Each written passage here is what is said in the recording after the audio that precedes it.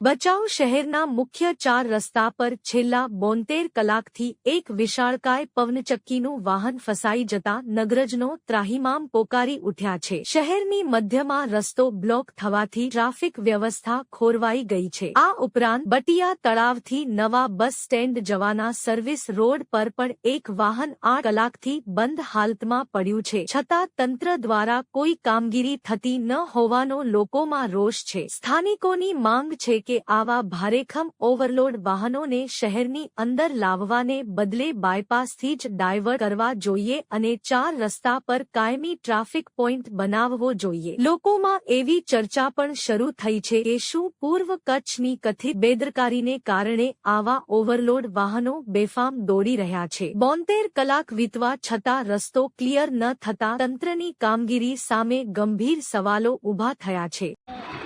મોટો એક spare part છે પવન ચક્કીનું।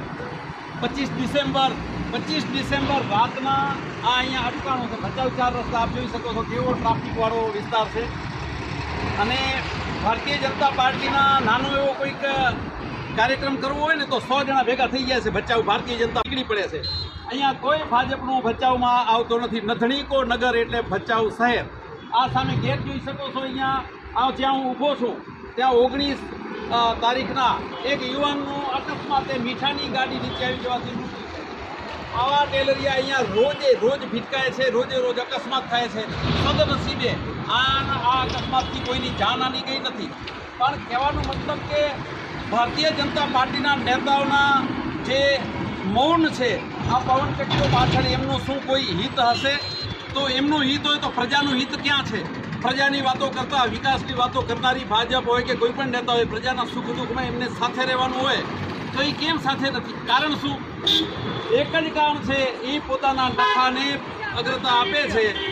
એમનો એક જ પ્રાયોરિટી છે, દુનિયાનું જે થવું હોય એ થાય, અમારા એકાઉન્ટમાં કરોડો રૂપિયા આવવા જોઈએ અને પ્રજા આપણી એટલી ભીરું અને ડરની મારી દબાયેલી પ્રજા છે કે ઉહકારો પણ કરતી નથી।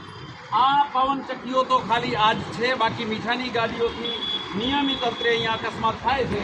આ 4 રસ્તા ભરચક એરિયા છે। અમે આવનારી 30મી ડિસેમ્બરે ઉપવાસ કરી રહ્યા છીએ નાયબ કલેક્ટરશ્રીની કચેરી ભચાઉ।